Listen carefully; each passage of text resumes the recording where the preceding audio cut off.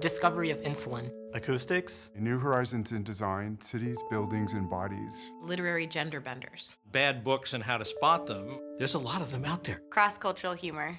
The biochemistry, microbiology, and genetics of food. Microbes make the world go round. I thought that sounded really cool. The greatest novel ever. Chicano civil rights movement. On the nature of space and time. Confucian classics.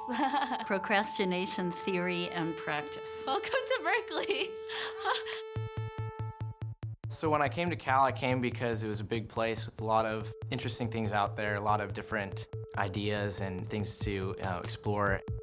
Getting into your first chemistry class, and it's 500 student hall. So I was teaching a class in Wheeler Auditorium. I had over 700 students. If they see a professor, he's some little tiny head down at the end of the room. You're looking for a way to kind of make the campus smaller, trying to start to get to know some professors. And I said to myself, it's a shame that I can't get to know my students. I wish there was a smaller class that I could teach. And bingo, there was a freshman seminar program. When you get there, it's a small classroom, 20 students, a professor. It was really intriguing because the title was Analyzing the Role and Purpose of Intercollegiate Athletics, which is not something you hear a lot about. Most people are kind of go with the flow and, cheer for your team. Professor Sliders, the first day of class, he passed around a paper and said, what do you guys want to learn? I hold a discussion with the students every week about a different text. That could be a book, that could be a novel, a book of poems, a film. It's called Arguing with Judge Judy. And I thought it was an interesting way to work students into thinking about issues in rhetoric. Don't talk back to Judge Judy. And so I, for very selfish reasons, started teaching the freshman course. I designed it for non-majors to teach them about issues that everybody should know about. Stem cell research, global climate change, alternative fuels.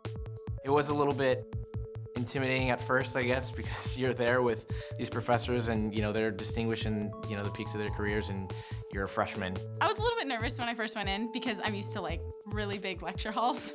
I think there's only 16 people in my class. In high school, it was a lot about follow with the rules, whatever your teacher says, kind of spoon-fed all the information. Bob sits with us. He's not at the front of the classroom talking at us. He's sitting with us having a discussion. We were able to ask him questions one-on-one. It was really more of a conversation and less of a class.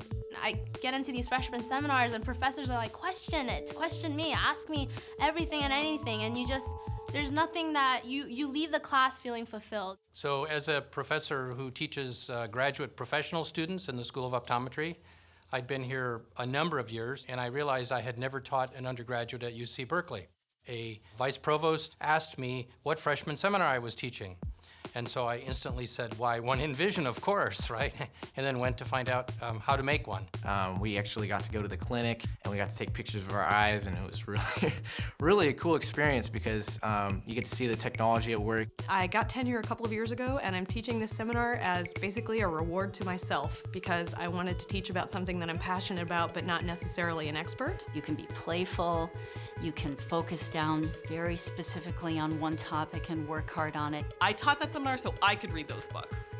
I taught the Ang Lee movies so that I could rewatch those films and really think about them. Every time that we meet, we just talk about, well, what would we like to learn today and what do you want to kind of research? And then we decide at the end of class, okay, well, next time we'll talk about this. That's something that Berkeley represents, a lot of freedom of expression.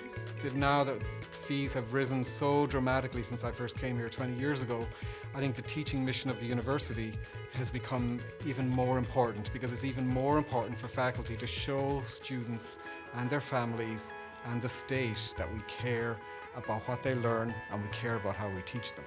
Berkeley has given me that. The freshman seminar has given me that. You can question. And I think for me to have had that opportunity was just really mind-blowing.